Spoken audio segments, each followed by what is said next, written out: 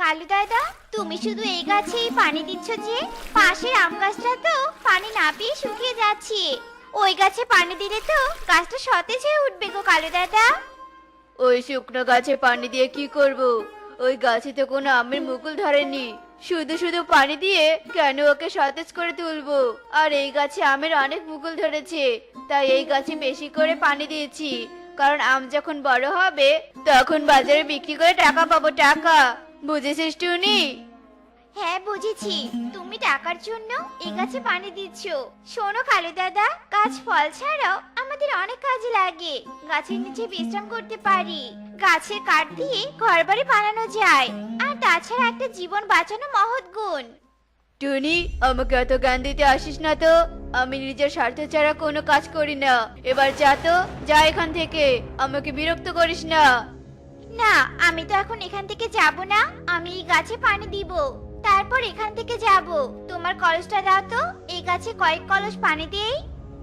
না না, আমার কলস আমি কিছুতেই দিব না। তুই আমার কলসে পানি আনলে কলস ক্ষয় হয়ে যাবে। এই আধমরা গাছের জন্য যখন তোর এতই দরদ, তখন বাজার থেকে একটা কলস কিনে এনে পানি দে। আমার কাছে যে টাকা নেই কালু দাদা, টাকা থাকলে তাই করতাম।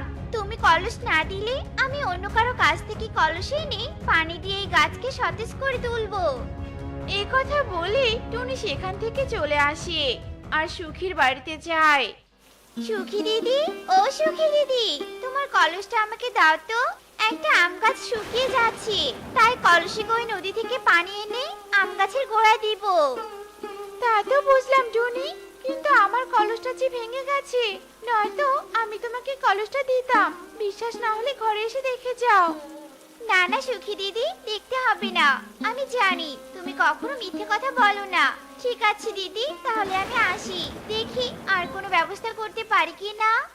আরে, আমি তো একটা কাজ করতে পারি। মাটি দিয়ে একটা কলস বানিয়ে ফেলি, তাহলে আর কারো কাছে কলস চাইতে যেতে হবে না। মা, মা, দেখো আমি কত সুন্দর করে খেলনা হাড়ি পাতিল তৈরি করেছি। দেখো দেখো। হ্যাঁ রে মা, তাই তো দেখছি। আমার মেয়েটা যে এত সুন্দর করে হাড়ি পাতিল তৈরি করতে পারি, তা তো আমি আগে জানতাম না। তা তুই এই মাটিগুলো কোথা থেকে এনেছিস রে মা? আমি একটা কলস বানাতাম। আমি তো জঙ্গলের ভিতরে একটি গর্ত থেকে এই মাটিগুলো এনেছি মা। কিন্তু মাটি দিয়ে কলস বানিয়ে কি করবে গো তুমি? এরপর টুনি টুকিকে সবটা খুলে বলে, আর দুজন মিলে জঙ্গলের ভিতরে মাটির গর্তের কাছে যায়। আর টুনি সেখানেই একটা কলস বানিয়ে ফেলে। কলস বানানো তো হয়ে গেছে, এবার চল আম গাছে পানি দেওয়া শুরু করে দেই। এই বলে টুকি ও টুনি মিলে নদী থেকে পানি এনে আম গাছের গোড়া দিতে থাকে। আর কয়েক কলস পানি দিয়ে তারা বাড়িতে চলে আসে।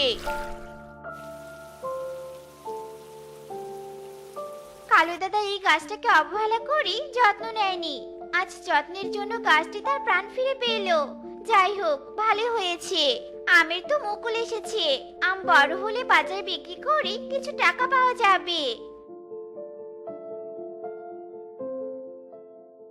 টুনি, তুমি গাছের এত যত্ন করলে, তবুও তো তোমার গাছে ছোট ছোট আম ধরেছে।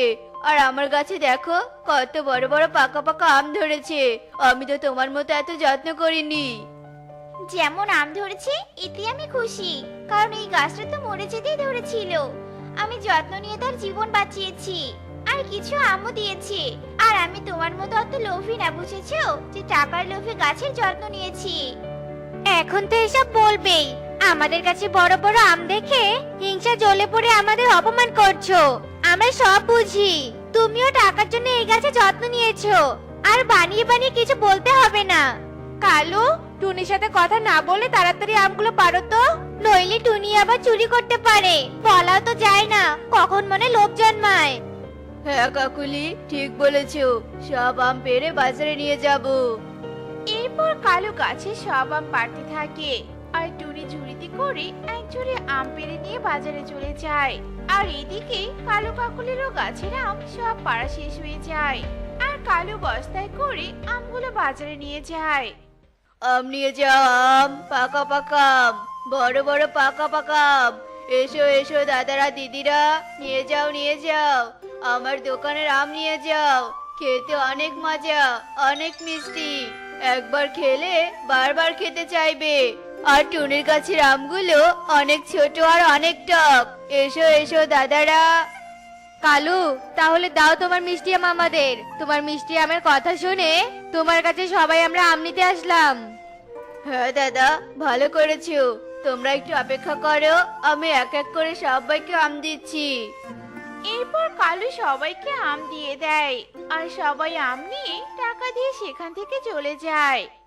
টুনি ছোট ছোট আম নিয়ে এসে কোনো লাভ নেই, কারণ বাজারে সবাই বড় আম নিতে চায়, ছোট আম কেউ নিতে চায় না।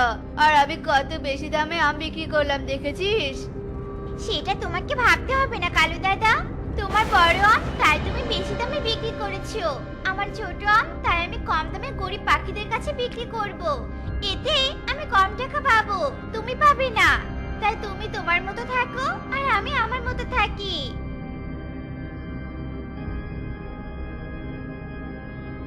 আরো আম নিতে এসেছো তাই না? আমগুলো খুব মিষ্টি ছিল, তাই বুঝি আবার আম নিতে এসেছো? তোর আম তোকে ফিরিয়ে দিতে এসেছি। শয়তান কালু, মিথ্যাবাদী কোথাকার। এই নে তোর টক আম, খেয়ে দেখ কত মিষ্টি। আমাদের মিথ্যে বলে টক আম দিয়েছিস? এই সবাই একে মেরে হাত পা ভেঙে দাও তো। এরপর সবাই কালুকে অনেক মারতে থাকে আর মার খেয়ে কালু সেখান থেকে পালিয়ে যায়। আর সবাই সবার টাকাগুলো নিয়ে টুনির কাছে যায়। টুনি, তোমার আম মিষ্টি নাকি টক? কালু যে বলেছিল টক, এখন তো মনে হচ্ছে ও নিজের আম বিক্রি করার জন্য তোমার আমের কথা মিথ্যে বলেছিল। দাদা, আমি আম খেয়ে দেখিনি, তাই টক নাকি মিষ্টি বলতে পারবো না। তুমি একটি আম খেয়ে তারপর নিতে পারো।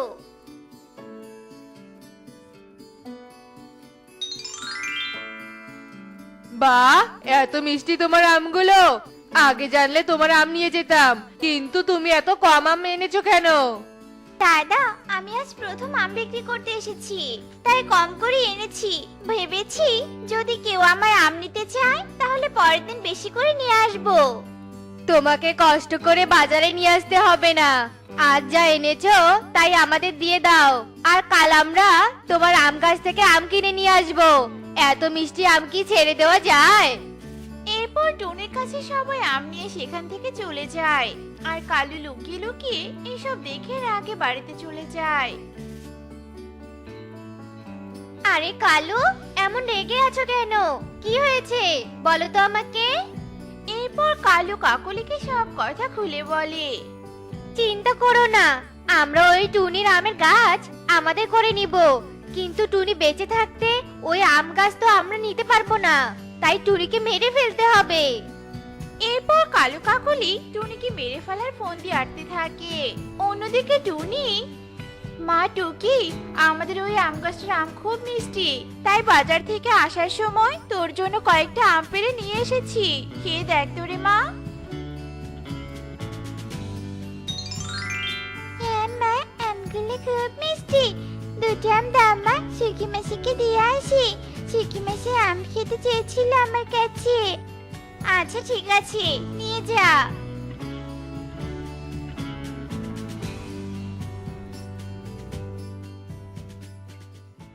কাকলি, ওই তো টুনি আসছে। তুমি বিষ মাখানো খিচুড়িগুলো টুকিকে দিয়ে দাও, মা মেয়ে খেয়ে মারা যাক। হ্যাঁ, ঠিক বলেছো। টুকি, এই যে টুকি, এদিকে একটু শোনো তো মা। কি হয়েছে কাকলি মাসি, আমি কিভাবে ডাকছো কেন? আজ বাড়িতে খিচুড়ি বানিয়েছিলাম, পাশের বাড়ি সব পাখিদের দিয়েছি, শুধু তোমরা বাকি আছো। তোমার মায়ের সাথে আমার ঝগড়া লেগেছে, তাই ভাবলাম তোমার মা যদি আমার বানানো খিচুড়ি না খায়, তাই আর দিতে যায়নি। তুমি খিচুড়িগুলো নিয়ে যাও আর তোমার মাকে বুঝিয়ে বলো যে আমরা আর ঝগড়া করব না। তোমার কথা নিশ্চয় তোমার মা শুনবে। আচ্ছা ঠিক আছে কাকলি মাসি, আমি মাকে বুঝিয়ে বলবো। এরপর টুকি খিচুড়ি নিয়ে আসতে থাকে আর পথেই কনকের সাথে দেখা হয়ে যায়। আরে বা, টুকি দেখছি খিচুড়ি নিয়ে যাচ্ছে। টুকির খিচুড়িগুলো কেড়ে নিতে হবে, কতদিন থেকে খিচুড়ি খাই না। আজ চোখের সামনে খিচুড়ি দেখে কি আর ছেড়ে দেওয়া যায়? আরে টিকি, তুই কোথায় গিয়েছিলি? ওদিকে তোর মা তো জ্ঞান হারিয়ে বাড়ির উঠোনে পড়ে আছে, তাই আমি তোকেই খুঁজছিলাম। কি বলছিস এসব কনক তুই? আমি আসছি মা, আমি আসছি। এইসব কথা বলে টুকি খিচুড়ির বাটি সেখানে রেখেই উড়ে চলে আসে। আর কনক খুশি মনে খিচুড়ি নিয়ে বাড়িতে চলে যায়। মা, মা দেখো, আজ আমি তোমার জন্য খিচুড়ি কিনে নিয়ে এসেছি। কিন্তু বাবা, তুই টাকা কোথায় পেলি? রাস্তায় কুড়িয়ে পেয়েছিলাম বাবা। আমার লক্ষ্মী ছেলে রাস্তায় টাকা কুড়ি পেয়ে নিজে না খেয়ে বাবা মায়ের জন্য খাবার এনেছে। কালু, আমাদের ছেলে বড় হলে আমাদেরকে কখনো ফেলে দিবে না। এই প্রশংসা পাওয়ার জন্য তো মিথ্যে বলেছি, এখন বাবা মায়ের কাছে যা চাইবো তাই দিবে। এরপর কালু কাকুলি খিচুড়ি খেতে থাকে। আর কয়েকবার মুখে দেওয়ার পরেই দুজনেই মেঝেতে পড়ে যায়। এ কি কালু, এই খিচুড়িগুলোতে বিষ মেশানো। আমরা যে টুকিকে দিয়েছিলাম সেই খিচুড়ি। বাবা কনক, তুই সত্যি করে বল, এগুলো খিচুড়ি তুই কোথায় পেয়েছিলি? এরপর কনক সত্যিটা বলে দেয়। এ কি করেছিস বাবা তুই? তুই কেন টুকির কাছে খিচুড়ি এনেছিস? ওগুলোতে আমরা বিষ মিশিয়ে টুনিকে মারার জন্য দিয়েছিলাম, আর আজ সেই খিচুড়ি খেয়ে আমরাই মরণ পথে চলেছি। কাকুলি, অন্যের জন্য গর্ত করে সেই গর্তে নিজেকেই পড়তে হলো। হ্যাঁ কালু, ঠিক বলেছ। বাবা কনক, আমরা আর বাঁচবো না রে। তুই তো বেঁচে থাকবি। তুই আমাদের মতো কোনো পাখির সাথে অন্যায় করিস না, কারো ক্ষতি করিস না বাবা। সৎভাবে থাকিস বাবা, তাহলে জীবন সুখের হবে। এসব বলে কালু কাকুলি দুজনেই মারা যায়। আর কনক অনেক কাঁদতে থাকে। আর কনক তখন থেকে সৎভাবে চলার চেষ্টা করে। এদিকে টুনি আম বিক্রি করে তার মেয়েকে নিয়ে সুখেই দিন কাটাতে থাকে। বাবা, ও বাবা, আমাদের ঘরে চালটা তো ফুটো হয়ে গেছে। দেখো, বৃষ্টির পানিতে ঘরে ভরে যাচ্ছে। তবে কেন আমাদের নতুন ঘর বানাচ্ছে না বাবা, বলো তো? দেখো দেখো, আমার শরীরও ভিজে গেছে। মারে, নতুন ঘর তো বানাতে চাই, কিন্তু আমরা যে অনেক গরিব। নতুন ঘর বানানোর টাকা কোথায় পাবো? জঙ্গলে কাঠ কেটে যে টাকা পাই তা দিয়ে তো কোনো রকমে তোদের মুখে খাবার তুলে দিতে পারি। এখন ঘরে বৃষ্টি পড়া দেখে তো আমারও খুব চিন্তা হচ্ছে রে মা। টোনা, চিন্তা করো না, আমার মাথায় একটা বুদ্ধি এসেছে। আমার বিয়ের সময় যে মা আমাকে টাকা দিতে চেয়েছিল, কিন্তু আমি তো সেই টাকাটা না নিয়ে মাকে বলেছিলাম তোমার কাছে রেখে দিতে। যদি কখনো বিপদে পড়ি তাহলে ওই টাকাগুলো নিয়ে যাব। কাল মায়ের কাছ থেকে সেই টাকাগুলো নিয়ে আসবো আর ঘর বানাবো। আচ্ছা ঠিক আছে টুনি, তবে কাল যাব। আজ তো বৃষ্টি পড়ছে, তাই আজ আর যাব না। এভাবে বৃষ্টিতে ভিজে ভিজে তাদের সেই দিন কেটে যায়।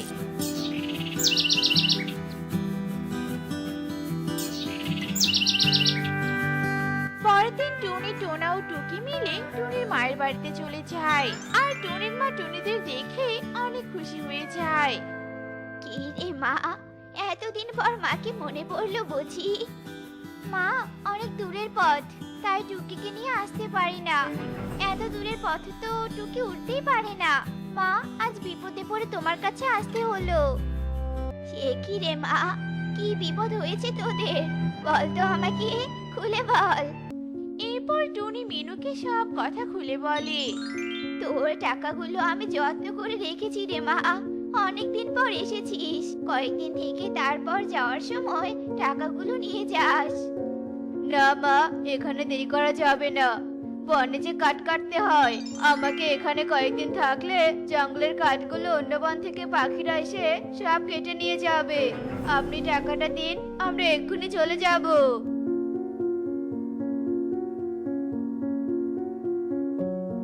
টোনার কথা শুনে মিনু টাকাগুলো এনে টোনাকে দেয়। আর টাকা নিয়ে সবাই সেখান থেকে চলে আসে। আর টোনা, টুনি ও টুকিকে এক শিকারী দেখতে পায়। বাবা, পাখিগুলো তো খুব সুন্দর, এদের আজ ধরতেই হবে। শিকারী টোনাদের দিকে নিশানা করে তীর ছুটতে থাকে। আর তীর গিয়ে টোনাটুনি শরীরে গিয়ে লাগে। আর টোনাটুনি সেখানেই পড়ে যায়। কি মা, বাবা, এই তীর তোমাদের শরীরে কোথা থেকে আসলো? আর রক্ত পড়ছে। চলো, তোমাদের আমি হাসপাতালে নিয়ে যাব। না রে মা, হাসপাতালে যাওয়ার সময় নেই। কোনো শিকারী হয়তো আমাদের তীর মেরেছে, আর এখন শিকারী চলে আসবে এখানে। মারে, তুই তাড়াতাড়ি এই টাকার ব্যাগটা নিয়ে চলে যা, নয়তো তোকেও মেরে ফেলবে। চলে যা রে মা, চলে যা। না বাবা, আমি তোমাদের ছেড়ে কোথাও যাব না। মরলে আমিও তোমাদের সাথে মরবো বাবা। মারে, পাগলামি করিস না, আমাদের শিকারি ধরে নিয়ে যাবে। আমরা শিকারির কাছ থেকে পালিয়ে আবার তোর কাছে যাব। তুই এই টাকাগুলো নিয়ে সুখীদের কাছে যাবি আর বলবি মা বলেছে একটা ঘর বানিয়ে দিতে, আর বাকি টাকা দিয়ে কোনো কাজের ব্যবস্থা করে দিতে।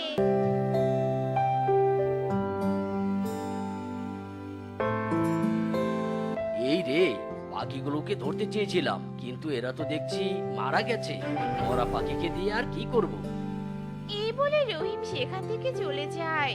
আর ওই পথ দিয়ে কালো যেতেই টোনাটুনিকে মৃত অবস্থায় দেখে সেখানে চলে আসে। এ কি, টোনাটুনি তো দেখছি মারা গেছে। টুকিকে তো এ কথা বলতে হবে, টুকি জানেই না ওর বাবা মা মারা গেছে। টুকি, টুকি, দাঁড়াও, তোমার সাথে জরুরি কথা আছে। কি কথা আঙ্কেল, বলো। তুমি তো আজ থেকে ইতিম হয়ে গেলে। আমি আসার সময় রাস্তায় দেখলাম তোমার বাবা মা মৃত অবস্থায় পড়ে আছে। কি বলছো এসব? আমার মা বাবা মারা গেছে।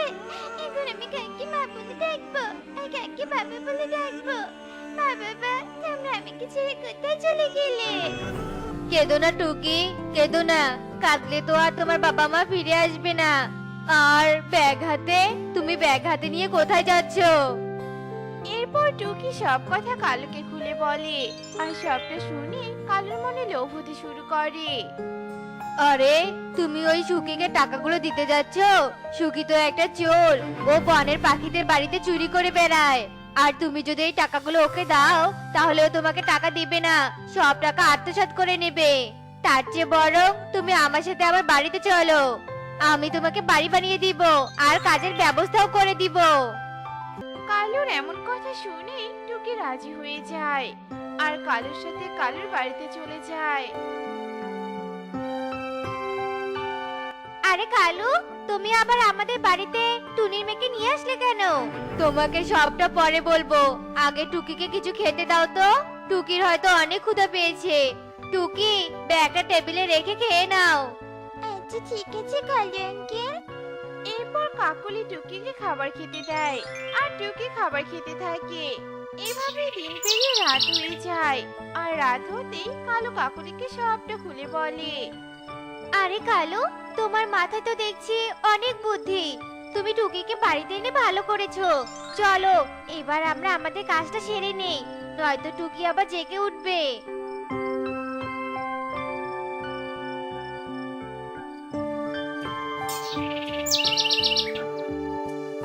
আঙ্কেলি মাসি, কালু আঙ্কেল, আমার টাকার ব্যাগটা দেখছি না, এখানে তো রেখেছিলাম। কি, তুমি টেবিলের উপর থেকে ব্যাগটা সরিয়ে রাখোনি? কি সর্বনাশ করেছো! আমাদের বনের কিছু চোর পাখি আছে, তারা হয়তো তোমার ব্যাগটা চুরি করে নিয়ে গেছে। এই জানালা দিয়ে এসেছিল। হায় কালু, মেয়েটার কি হবে? কোথায় থাকবে মেয়েটা? টুকি, আমরা তো অনেক গরিব, আমরা তোমাকে খাওয়াতে পারবো না। তাই তুমি বনে ধনী পাখিদের বাড়িতে যাও আর ভিক্ষা করে নিয়ে এসে আমাদের বাড়িতে থেকো, কেমন? তুমি বলবে আমি ইতিম ছানা, তাহলে তোমাকে সবাই ভিক্ষা দিবে।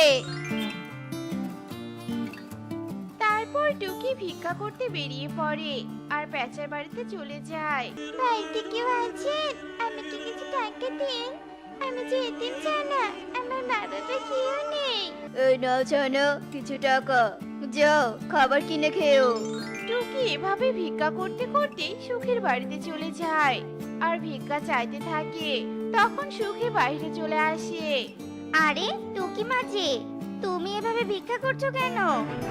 ভিক্ষাই তো করছি, চুরি তো আর করছি না। কালু আঙ্কেল বলেছে তুমি একটা চোর, আর আমার মনে হয় কালু আঙ্কেলের বাড়িতে থেকে আমার টাকার ব্যাগটা তুমি চুরি করেছো। যদি চুরি করে থাকো তাহলে আমার টাকাগুলো আমাকে দিয়ে দাও। আমার মা বাবা মারা গেছে, মা বাবা ওই টাকাগুলো দিয়ে আমাকে বাড়ি বানাতে বলেছে আর কোনো কাজের ব্যবস্থা করে দিতে বলেছে। কি বলছো এসব টুকি? আমি তোমার কোনো কথাই বুঝতে পারছি না। তোমার টাকার ব্যাগ আমি কেন চুরি করব? আর তোমার মা বাবা কিভাবে কোন দিন মারা গেল আমি তো কিছুই জানি না। আর তুমি কালুর বাড়িতেই বা কেন টাকার ব্যাগ নিয়ে গিয়েছো? এরপর টুকি সুখীকে সব কথা খুলে বলে। ও এই ব্যাপার তাহলে। তুমি তো চোরের বাড়িতে গিয়ে চোরকে টাকা দিয়েছো। তুমি তো ছোট, তাই তুমি জানো না কালু আর কাকুলি এই বনের পাখিদের বাড়ি থেকে টাকা চুরি করে, আর তোমার টাকাগুলো চুরি করে রেখে দিয়েছে আর আমার নামে মিথ্যা অপবাদ দিয়েছে।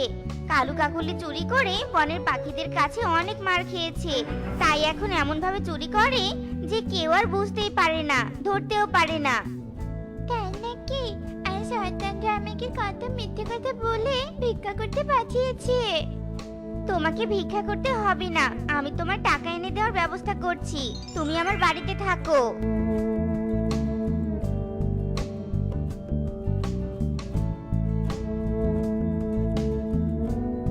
বাড়িতে কেউ আছো? হ্যাঁ আছি। তা কি যাও এখানে? আর তোমার ব্যাগে এগুলো কি? মারে, এই ব্যাগে টাকা আছে। এই টাকাগুলো নিয়ে আমি আমার মেয়ের বাড়ি যাচ্ছিলাম, কিন্তু হঠাৎ আমার শরীরটা খুব খারাপ লাগছে। তাই তোর বাড়িতে যদি আজ রাতটা আমাকে থাকতে দিতি তাহলে খুব উপকার হতো। আরে বুড়িমা, ভিতরে এসো।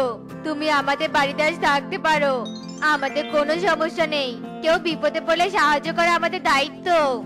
এরপর কালু কাকুলি সুখীকে ঘরে নিয়ে যায় আর সুখীকে কিছু খাবার খেতে দেয়।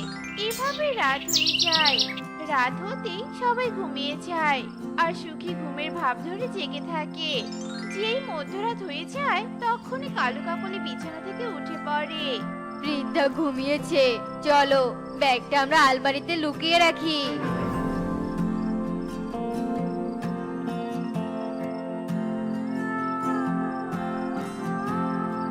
তোদের চালাকির মজা দেখাচ্ছি, দাঁড়া।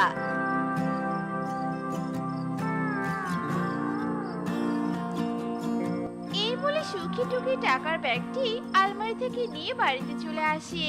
আর সকাল হতেই সুখী টুকিকে তার ব্যাগটি বুঝিয়ে দেয়। তোমার আর কোনো চিন্তা নেই, তুমি টাকার ব্যাগ পেয়ে গেছো। এই টাকাগুলো দিয়ে আমি তোমার বাড়ি আর কাজের ব্যবস্থা করে দিব, কিন্তু তার আগে ওই কালু কাকুলিকে চুরি করে শিক্ষা দিয়ে ছাড়বো।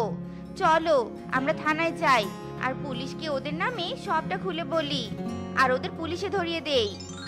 হ্যাঁ সুখী মাসি, চলো তাহলে। একি এই বৃদ্ধা রাতে চলে গেছে? ভালোই হয়েছে কালু, বৃদ্ধা থাকলে বলতো টাকার ব্যাগটা কি হলো। কত কান্নাকাটি না করতো, ঝামেলা মুক্ত হয়েছি। চলো তো দেখি ব্যাগে কত টাকা আছে। কাকুলি, এ কি সর্বনাশ হলো আমাদের। টাকার ব্যাগটা তো নেই, আর এই ব্যাগে তো শুধু গাছের পাতা দিয়ে ভরা। শয়তান বুড়ি আমাদের চুরি করা টাকাগুলো নিয়ে পালিয়েছে। বুড়ি ঠিক কাজ করেছে, তোরা অন্যকে ঠকিয়ে যাবি আর নিজেরা জিতে যাবি। এবার বুঝেছিস অন্যের টাকা চুরি করলে তার কেমন লাগে? অন্যকে ঠকালে নিজেকেও ঠকতে হয়। এ কি সুখী তুমি? আর পুলিশকে কেন এনেছো?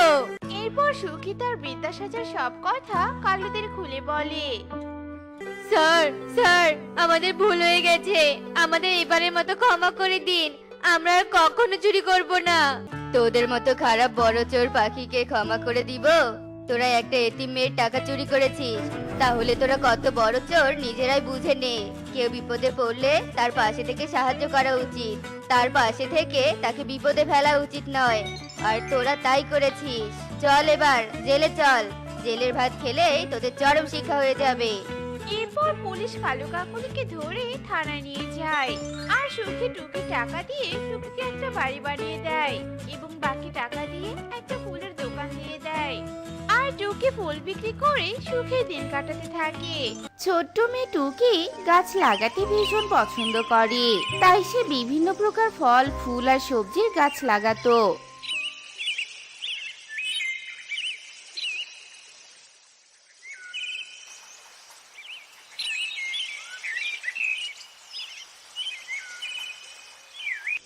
মা দেখো তো আমার বাগানে আর কি কি গাছ লাগানো বাকি আছে। আমি আমার বাগানে কোনো গাছই বা দেখতে চাই না। আমি তো সব গাছই দেখতে পাচ্ছি রে মা, তবে একটা বেগুনের গাছের অভাব দেখতে পাচ্ছি। তার মানে আমার এখানে একটা বেগুনের গাছ নেই?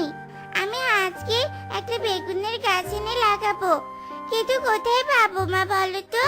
তুই বরং তোর ঠাম্মির কাছে যা, তোর ঠাম্মি পারবে তোকে একটা ভালো জাতের বেগুনের চারা দিতে। তুমি ঠিকই বলেছো মা, আমি এক্ষুনি যাচ্ছি। টুকি মায়ের কথা শুনে দৌড়ে তার ঠাম্মির কাছে যায়। ঠাম্মি ঠাম্মি, আমাকে একটা বেগুনের চারা সন্ধান দাও না, আমি আমার বাগানে বেগুনের চারা লাগাবো। আয় আমার পাশে এসে একটু বস তো। তুই তো বেগুনের চারা লাগাতে চাইছিস, তবে শোন, বেগুনের চারা নিয়ে তোকে একটা গল্প শোনাই। তুমি আমাকে গল্প শোনাবে? আমার তো গল্প শুনতে খুবই ভালো লাগে। তাহলে শোন, অনেক বছর আগের কথা। রূপপুর জঙ্গলে রাজা ঈগল তার পুরো পরিবার নিয়ে প্রাসাদে বসবাস করত। রাজার ফুটফুটে সুন্দর একটা মেয়ে ছিল। সেই মেয়েটাও তোর মতো গাছ লাগাতে খুবই ভালোবাসতো। এরপর একদিন রাজকুমারী তার বাবাকে বলে, বাবা বাবা, আমাকে একটা বাগান করে দাও না, আর সেই বাগানে সব ধরনের গাছ লাগিয়ে দাও না বাবা। তখন আমি সারাদিন এই বাগানেই বসে থেকে খেলা করব, কোথাও যাব না। আমার রাজকুমারী যখন আমার কাছে আবদার করেছে, তখন কি আর আমি তার আবদার পূরণ না করে থাকতে পারি সোনা? হ্যাঁ প্রহরী, এক্ষুনি রাজকুমারীর পছন্দের বাগান করে দাও। প্রহরী রাজার কথা মতো রাজকুমারীর জন্য সুন্দর একটা বাগানের ব্যবস্থা করে দেয়, আর তাতে একটা বিলেতি বেগুনের গাছও লাগিয়ে দেয়। আমার বাবা অনেক ভালো, আমার জন্য কত সুন্দর বাগান করে দিয়েছে। সুন্দরী রাজকুমারী, অনেকদিন পর তোমার সাথে দেখা হলো, আর দেখা হয়ে অনেক ভালোই লাগছে।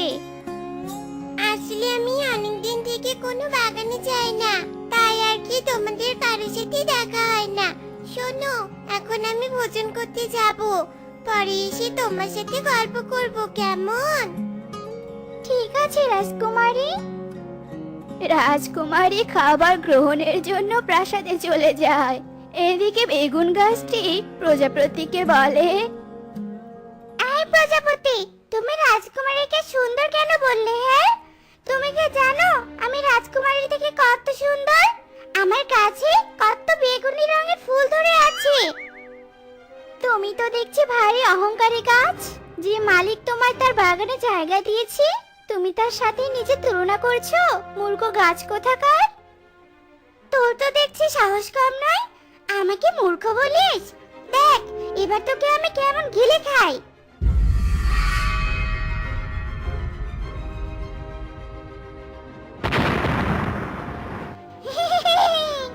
আমি সুন্দরী, আর আমি একমাত্র ক্ষমতাধারী।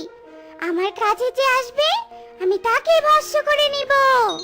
এই যে বেগুন গাছ, তুমি এত খারাপ কেন? হ্যাঁ, আর এত অহংকারী বা কেন তুমি বলো তো? রাজকুমারী আসুক আজ বাগানে, আমি তাকে সব কথা বলে দিব, আর তারপর রাজকুমারী তোমাকে কেটে ফেলবে, তুমি দেখো। তার আগে আমি তোর মাথাটা ভেঙে দিব। বেগুন গাছ তার লম্বা জিহ্বা বের করে মরিচ গাছের মাথা ভেঙে দেয়, আর অমনি মরিচ গাছ মারা যায়। এ দেখে কোনো গাছ আর কথা বলে না। এভাবেই রাত হয়, আবার রাত পেরিয়ে ভোর হয়। রাজকুমারী ভোরে ঘুম থেকে উঠেই বাগানে চলে যায়। ইস, আমার মরিচ গাছের মাথাটা কে ভেঙে দিল? আর মাথাটা ভাঙার কারণে তো গাছটা মরে গিয়েছে। রাজকুমারী, মরিচ গাছ অন্যায় করেছিল, আর তার শাস্তি সে পেয়েছে। তবে শুনুন রাজকুমারী, এখন থেকে আপনি নিজ হাতে আমার ঘোড়ায় জল ঢালবেন, আর আমি আপনার জল খেয়ে তৃপ্ত হব। আমি তো এমনিতেই তোমাদের জল দিব, কিন্তু তোমার কথাগুলো এমন অহংকারী অহংকারী লাগছে কেন বলো তো? রাজকন্যা, আমি তো তেমন কিছু বলিনি। আসলে আমি আপনার থেকে অনেক বেশি সুন্দরী, তো তাই জল দিলে আমি আরো বেশি সুন্দরী হব, তাই আর কি। রাজকুমারী, রাজকুমারী, তাড়াতাড়ি এদিকে আসুন। আমি অনেক দূর থেকে আপনার সন্ধানে এসেছি। আমার সাথে এমন কি জরুরি দরকার তোমার বানর মামা? বানর রাজকুমারীকে নিয়ে প্রাসাদের ভিতরে যায়। রাজকুমারী, আপনার বাগানের যে বেগুন গাছ আছে সে একটা অহংকারী রাক্ষসী বেগুন গাছ। ওর লম্বা জিহ্বা দিয়ে সবকিছুকে ধ্বংস করে দিবে। এমনকি আপনি ওর কথায় অবাধ্য হলে আপনাকে ওর জিহ্বা দিয়ে গিলে ফেলবে। এইসব তুমি কি বলছো বানর মামা? তাহলে ওই অহংকারী রাক্ষসী বেগুন গাছের থেকে রক্ষা পাওয়ার উপায় কি বলো তো? ওর লম্বা জিহ্বা কেটে দিতে হবে, তবে সেটা কোনো সহজ কাজ নয়। এমন সময় রাজাও সেখানে চলে আসে। এ তুমি আমাকে কি শোনালে বানর? ওকে তো এক্ষুনি তাহলে মারতে হচ্ছে। হ্যাঁ রাজা মশাই, শুনুন, আমি ওই গাছকে লাগিয়ে দিব আর তখনই সে তার জিহ্বা বের করবে, আর আপনাদের দুজনকে সে জিহ্বা কেটে দিতে হবে। তাহলে চলো বানর, আর দেরি নয়। এরপর রাজা, রাজকন্যা আর বানর মিলে অহংকারী রাক্ষসী মরিচের কাছে যায়। আয় বেগুন গাছ, আয়। তুই কি জানিস তোর থেকে আমি বেশি শক্তিশালী? এটা কখনোই হতে পারে না।